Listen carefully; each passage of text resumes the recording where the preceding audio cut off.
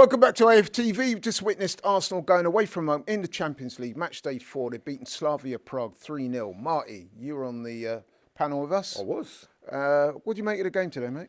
Listen, it was a good game. It wasn't the most exciting game. We got the job done. Another clean sheet. 3 points on the board. Top of the as we speak right here, right now. We're top of the Champions League table. We're top of the Premier League. It's not a bad day at the office. All I really wanted was to get the job done tonight. And I think the thing with this football club that I'm seeing this season, it reminisces very much so with that George Graham side. Early doors where he brought in a great defence and then he added to the team the midfield, up front, etc., as we know. And they got the job done. They ground out results and it wasn't always pretty. Some of the football was slightly boring, if you can say that. Slavia Prague, in the first 15 minutes, they posed a few questions. They went at us. We were a little bit disjointed. Have I seen that this season? Yeah, I saw it against Athletic Bilbao. I saw it against Fulham. I saw it against Manchester United. I saw it, the list goes on. I've seen Arsenal be a little bit all at sea, out of sorts, as it were. But then we started to get a foothold on the game. And, we start, the ball starts going in the back of the net. And at half time, we're 1-0 up and really the game's in effect done. No disrespect to the opposition, but especially when it goes to 2 or 3-0, we haven't conceded a 3-goal lead in over 100 games. So, there's no way. The worst thing that we're trying to do is keep this clean sheet record, which is 8 games in a row, set in 1903, which is a phenomenal record. And I love seeing this side shutting out other teams. Mikel Merino, big shout out to Mikel Merino, straight after half time, scores, gets the goal. We're 2-0 to the good. And then, that last goal for me is the epitome of Mikel Merino. Declan Rice with a fantastic ball in, and he jumps up, the most unorthodox flick on, and the ball ends up in the back of the net, and you've got to give this guy some real credit. I'm not saying he's the answer to all of our problems, but yet again, he's been asked to fill in. Gyökeres is injured. He goes in at number 9, and some of his plays, a bit of a rash challenge early on in the game, very rash challenge, and he goes and gets the job done.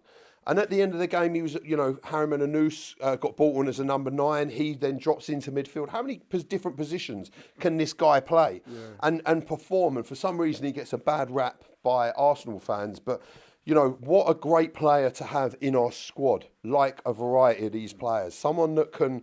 Do you think he gets a bad rap, though? I do. I've heard a lot of people slandering him. Yeah. So I do think he gets a bad rap, by people. I personally... haven't. When I've backed the guy, people have turned around and said all sorts of things about me backing the guy, which I think is insane. I think what it is, I think some of the fans have expressed a bit of concern when he's played in a number 8 role. But I think when he's been up top or played in that false 9 position, he's done really well. No, I get that. And there is a statistic, I think, if he plays with Zubimendi and Rice, or when he plays together with some stat like that we don't win, or with one. But what I'm seeing is we're winning. And today he filled in a variety of roles. And, he comes up with a brace. Like, this guy's not an out-and-out 9, but he's done this for us. And, you can't ask of anything more. That's won the match. It's a good result. 3-0 away from home in a hostile atmosphere. Those fans as well. Big respect to them. Fair play to them. They were bouncing all game. The tifos they come up with, and all that. Big respect to them. But we went there and we done a job, as we are doing this season. Yeah, you're absolutely spot on. I mean, as soon as we scored our first goal, you're kind of thinking to yourself that we're going to go on and win it. Such is the amount of control we're able to get at the moment. We're looking really good. And it's all about just keeping that control and keeping the momentum going, right? 100%. The consistency is going to be key. And going into this game against Slavia Prague, they haven't been that great. They got a 2-0 win at the weekend, but before that, they've drawn blanks in, I think, 3 of their last games. So, listen, up front, offensively, and any Slavia fan will tell you that, they haven't been fantastic.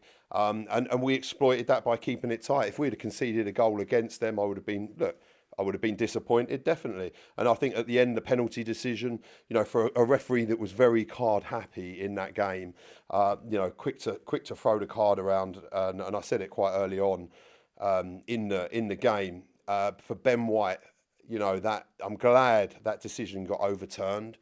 The penalty decision, when we got that penalty, again, I think the hand was in an unnatural. I don't think that was harsh. I think that was good refereeing.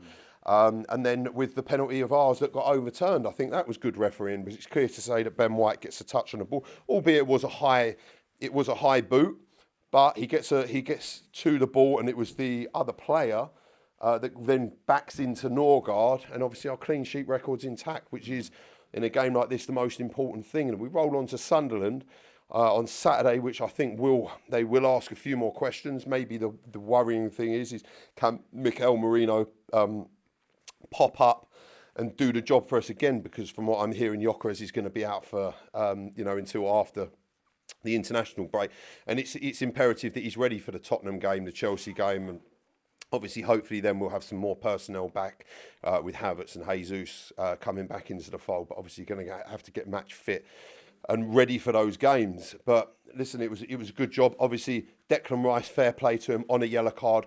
Bit of a risky game. Potentially, if he picks up a booking, he's out of the Bayern game. That's a huge game for us. That's really going to be an acid test and a huge marker to how we perform against those guys. But it's nice to see Hincapie come on and do a job. I thought defensively he was sound. Jurien Timber again was fantastic. Does what Jurien Timber does. And Christian Norgard in the first half, he took a little bit to get into the game, but when he did, I think he did very well. And all round a decent performance away from home in the Champions League. So with that game out of the way, got another big game ahead this weekend. A lot of people calling it the Granit Xhaka derby. Away to Sunderland. In terms of the team, how do you think he'll go with the team then? Look, I think he's going to set up pretty similarly to how he did this evening. I don't think Martinelli's going to be fit. I don't think Gyökeres. I think Zubamendi comes back into the fold. If Marino's up top, I imagine Rice will play. I'd imagine Eze comes back into that. I'd imagine Trossard starts and Saka starts. And the back, I imagine Calafiori comes back in for that game. Raya starts in goal. And Timber, we know the back four in the Premier League, which is a solid back four, and I'd expect to see more of the same from them. And midfield, obviously with Zubamendi in there. I think we miss Zubamendi a little bit tonight.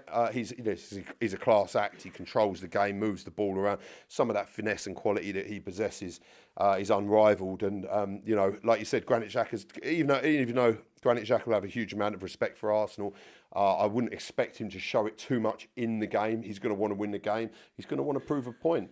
And listen, again, all of these matches that I'm seeing, it's the last match before the international break, which you will know that I'm not a huge fan of the international break, but I'm looking forward to seeing this game, and I will relish it.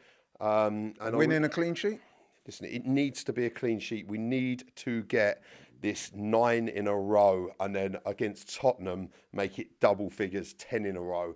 And I'm not looking too far ahead, but this record, I think, if we go on and win this at the end of the season and we have this 10 clean sheets in a row, I think that's going to be fantastic. And then also it's going to add, like, we keep a clean sheet against Sunderland and then against Tottenham. I think David Raya would have already kept 10 clean sheets, which he won. He had 13 clean sheets last season to win the Golden Glove. So you might as well just give David Raya the Golden Glove. You might as well just hand it over to him, because that is definitely something I would find it very hard for him to not three-peat that, and that it will be 3 seasons on a bounce for David Raya winning the Golden Glove. Come on, man. GFN Soccer TV, with all your favourite shows in one place, is now live in the UK with Samsung TV Plus.